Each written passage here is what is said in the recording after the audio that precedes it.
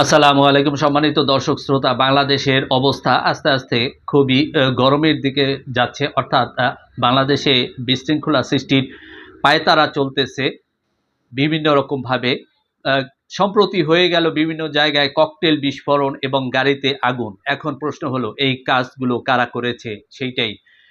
এখানে কেউ এর দায় দায়িত্ব স্বীকার করে নাই, আর পুলিশও এখন পর্যন্ত বলতে পারছে না কে এই কাজটা করেছে। এখানে ১৩ তারিখ হচ্ছে আওয়ামী লীগ তাদের একটা কর্মসূচি ঘোষণা করেছে, আবার ১১ তারিখ ছিল জামাত ইসলামের একটি কর্মসূচি, যে তারা ৫ দফা দাবিতে তারা আন্দোলন করতেছে। তো এখন বিএনপি মাঠে নেই, তারা কোনো কর্মসূচি দেয় নাই বা তারা চুপচাপ বসে আছে। তো এখন এই বোমগুলো কারা ফুটালো, গাড়িতে আগুন কারা দিল? আমরা বাংলাদেশের সংস্কৃতি অনুযায়ী আমরা দেখতে পেয়েছি যে বিভিন্ন সময় বিভিন্ন দাবি দাওয়া আদায়ের জন্য বিভিন্ন সময় এই বোম ফুটানো হয়, রাস্তায় টায়ার জ্বালানো হয়, আগুন দেয়া হয়। সেই রকমেরই এখন শুরু হয়ে গেছে। এখন যেভাবে এটা করা হয়েছে, বাংলাদেশের মানুষ সব কিছুতেই এখন আওয়ামী লীগকে দায়ী করে, এবং আওয়ামী লীগও ভারত থেকে বিভিন্ন রকমভাবে বাংলাদেশের ভিতরে বিশৃঙ্খলা সৃষ্টির চেষ্টা করতেছে, আওয়ামী লীগ তার প্রভুদের মাধ্যমে এবং তারা নিজেরাও। কারণ আওয়ামী লীগের আছে অফুরন্ত অবৈধ পয়সা, এবং তারা দেশের ভিতরে তাদের যে অনুসারী যারা আছে তারা এখন চুপচাপ থাকলেও তাদের হাতে যে অস্ত্র ছিল, অবৈধ অস্ত্র ছিল, সেগুলো এখনও দেশের ভিতরে রয়ে গেছে।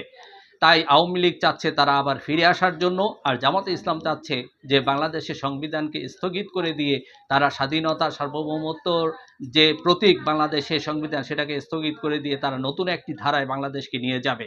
তাই তারা এখন আন্দোলন করতেছে জামাতে ইসলাম। এখন এই বোমাগুলো কারা ফুটালো? আমরা দেখেছি আওয়ামী লীগের আমলে বিভিন্ন সময় বিভিন্ন জায়গায় তারা বোম ফুটিয়ে তারা বিরোধী দলকে দায়ী করত। এখন তো আওয়ামী লীগ ক্ষমতায় নেই, তাহলে এই কাজগুলো কারা করলো? এখন বোমগুলো ফুটেছে কোথায় কোথায় আমরা দেখি, সেই প্রবর্তনা, যেখানে মোহাম্মদপুরে প্রবর্তনা একজন মৎস্য উপদেষ্টার বাসার সামনে এবং ডক্টর মোহাম্মদ ইউনূসের গ্রামীণ ফোনের সামনে, বিভিন্ন জায়গায় ইবনে সিনার সামনে বোম ফুটানো হয়েছে। এখন এটা কি সরকারকে সরানোর জন্য, না সরকারকে চাপ দেওয়ার জন্য, যে সরকারকে চাপ দিয়ে বিভিন্ন রকমভাবে তাদের যে দাবি দেওয়া সেগুলো আদায় করার জন্য, সেটাই হচ্ছে দেখার বিষয়। এখানে আওয়ামী লীগও এটা করতে পারে, আবার অন্য কোনো দলও করতে পারে, যে আওয়ামী লীগকে দায়ী করার জন্য বা বিএনপিকে দায়ী করার জন্য। এটা হচ্ছে বাংলাদেশের পুরনো খেলা। এখানে জামাতে ইসলাম আন্দোলনের নামে বিএনপিকে চ্যালেঞ্জ ছুড়ে দিয়েছে, তারা রাস্তায় থাকবে, তারা ঢাকা শহরকে বিভিন্ন রকমভাবে, ঢাকা শহরের বিভিন্ন রূপ দেখা যাবে, ঢাকা শহরের রূপ পরিবর্তন করে দিবে।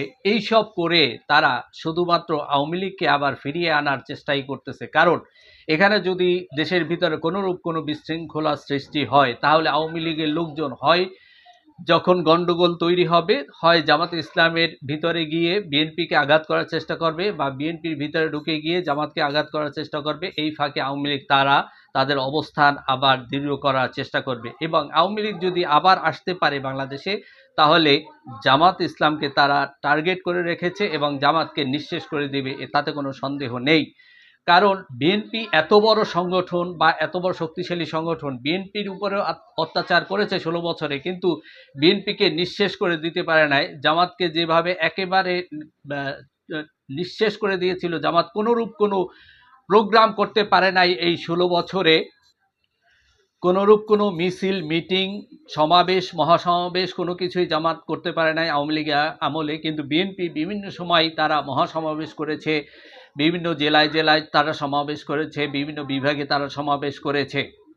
কারণ বিএনপি অনেক শক্তিশালী একটি সংগঠন, শক্তিশালী দল।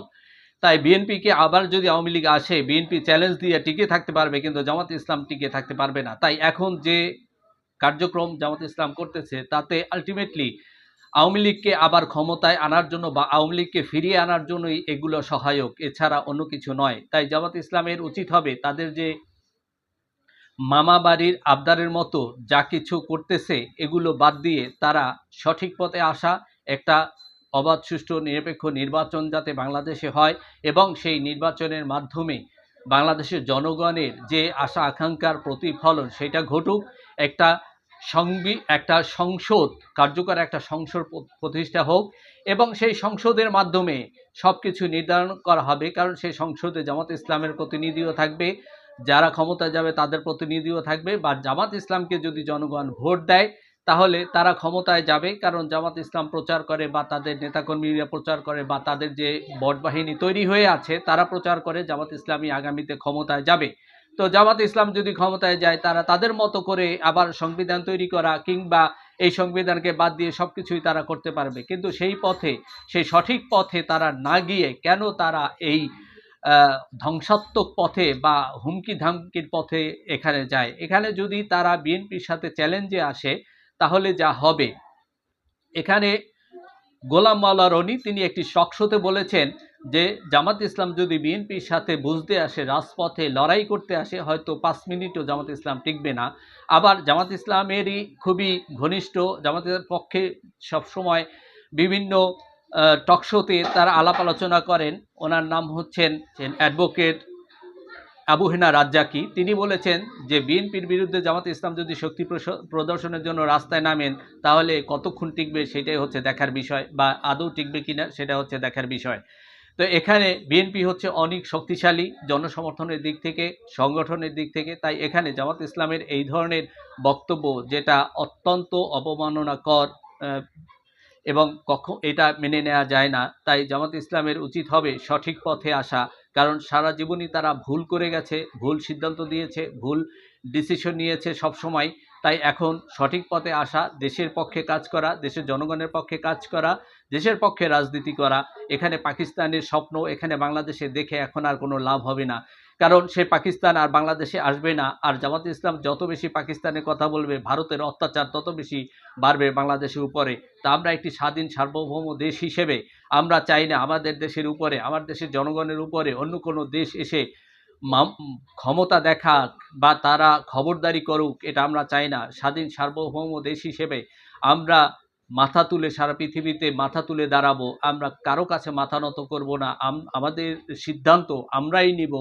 অন্য কোনো দেশ কোনো সিদ্ধান্ত চাপিয়ে দিবে বা অন্য কোনো দেশের কাছ থেকে বুদ্ধি পরামর্শ এনে আমার দেশে রাজনীতি করা, এটা কোনোভাবেই কাম্য হতে পারে না।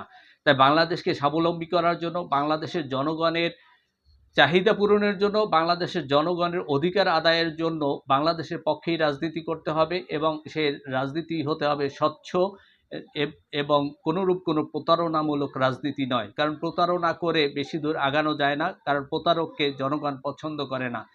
আপনারা জানেন যে জামাত ইসলাম ইতিমধ্যে বিভিন্ন সময় তারা নিজেরাই প্রকাশ করেছে, নিজেরাই বলেছে তারা প্রতারণা করে বিভিন্ন সময় আওয়ামী লীগের সাথে, এবং এছাড়াও অন্য বিভিন্ন সময় তারা দেখা গেছে প্রতারণা করে বিভিন্ন ডিসিশন নিয়েছে। সম্প্রতি এনসিপি প্রধান নাহিদ সাহেব বলেছেন যে জামাত ইসলাম একটা প্রতারণার দল বা তারা প্রতারণা করেছে। তো জামাত ইসলাম সবসময় প্রতারণা করে মানুষের সাথে, বাংলাদেশের সাথে, বাংলাদেশের জনগণের সাথে। তাই এগুলো বাদ দিয়ে, তাদের এই প্রতারণার রাজনীতি বাদ দিয়ে সঠিক পথে আসা উচিত এবং সঠিক সিদ্ধান্ত নেওয়া উচিত, যেটা তাদের দলের জন্য ভালো, দেশের জন্য ভালো, দেশের জনগণের জন্য ভালো।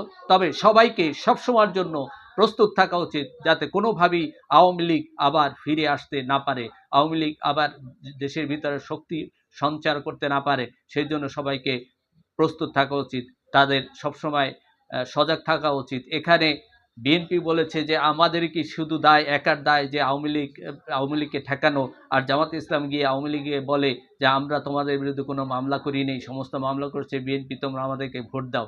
এই যে জামাতের দ্বিমুখী আচরণ, এই যে প্রতারণামূলক আচরণ, প্রতারণামূলক আচার ব্যবহার, এগুলো বাদ দিয়ে দেওয়া উচিত। তাদের প্রকৃত দেশপ্রেমিক হওয়া উচিত এবং ইসলামের পথে আসা উচিত, সঠিক ইসলামের পথে আসা উচিত, মদিনার ইসলামের পথে আসা উচিত। এখানে মওদুদিবাদের পক্ষে মওদুদি ইসলাম নয়, এখানে সঠিক ইসলামের পথে আসা উচিত। প্রতারণা বাদ দেওয়া উচিত, মুনাফিকি বাদ দেওয়া উচিত।